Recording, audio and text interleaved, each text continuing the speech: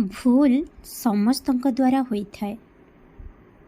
ସବୁଠାରୁ ଗୁରୁତ୍ୱପୂର୍ଣ୍ଣ କଥା ହେଉଛି କି ଯଦି ଅନ୍ୟ କେହି ଭୁଲ କରିଛନ୍ତି ଏବଂ ତୁମକୁ ତାହା କାରଣରୁ ଦୁଃଖ ହେଇଛି ବା ଆଘାତ ଲାଗିଛି, ତେବେ ତୁମ ମନରେ ସେହି ଭୁଲକୁ ଜାବୁଡ଼ିକି ରଖ ନାହିଁ କି ଧ୍ୟାନ ଦିଅ ନାହିଁ। କାହା ପାଇଁ ବି ନିଜ ମନରେ ଘୃଣା କିମ୍ବା ରାଗ ରଖ ନାହିଁ।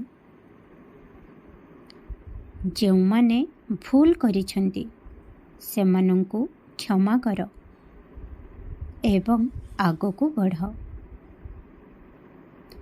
କିନ୍ତୁ ଯଦି ତୁମ ନିଜ ଦ୍ୱାରା କୌଣସି ଭୁଲ ହେଇଛି, ତେବେ ସେଥିପାଇଁ ତୁମେ ମୋତେ କ୍ଷମା ମାଗ।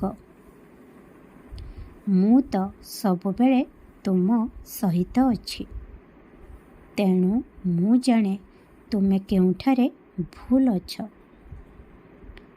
କିନ୍ତୁ ତୁମକୁ ତାହାର ଅନୁଭବ ହେବା ବହୁତ ଜରୁରୀ ଅଟେ।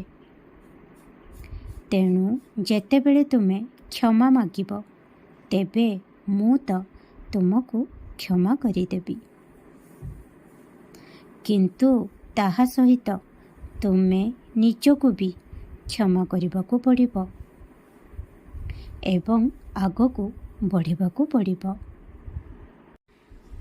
ଅନେକ ଥର ଯାହା ତୁମ ନିଜ ମନରେ ଅନୁଭବ ହେଉଛି ବା ଅନୁଭବ କରୁଛ, ତୁମେ ତାହା କାହାକୁ କୁହ ନାହିଁ।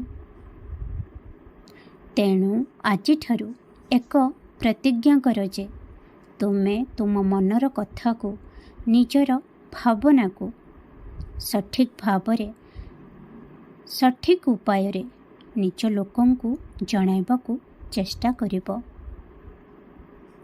ସେହି ପ୍ରିୟଜନମାନେ ଯିଏ ତୁମକୁ ବୁଝାଇବାକୁ ଚାହାନ୍ତି, କିନ୍ତୁ ତୁମର ମୌନ ହେତୁ, ତୁମର ନୀରବତା କାରଣରୁ ସେମାନେ ବୁଝିପାରନ୍ତି ନାହିଁ ଯେ ତୁମ ଭିତରେ କ'ଣ ଚାଲିଛି, କ'ଣ ଘଟୁଛି। ଯେତେବେଳେ ତୁମେ ନିଜ ତରଫରୁ କଥା ହେବାକୁ ଚେଷ୍ଟା କରିବ, ଦେଖିବ ସେହି କ୍ଷଣି ଧୀରେ ଧୀରେ ଆପେ ଆପେ ସମସ୍ତ ଦ୍ୱନ୍ଦ୍ୱ ଦୂର ହୋଇଯିବ। ଖୁସିରେ ରୁହ। ଖୁବ୍ ଆଶୀର୍ବାଦ କରୁଛି। ତୁମର କଲ୍ୟାଣ ହିଁ କଲ୍ୟାଣ ହେବ।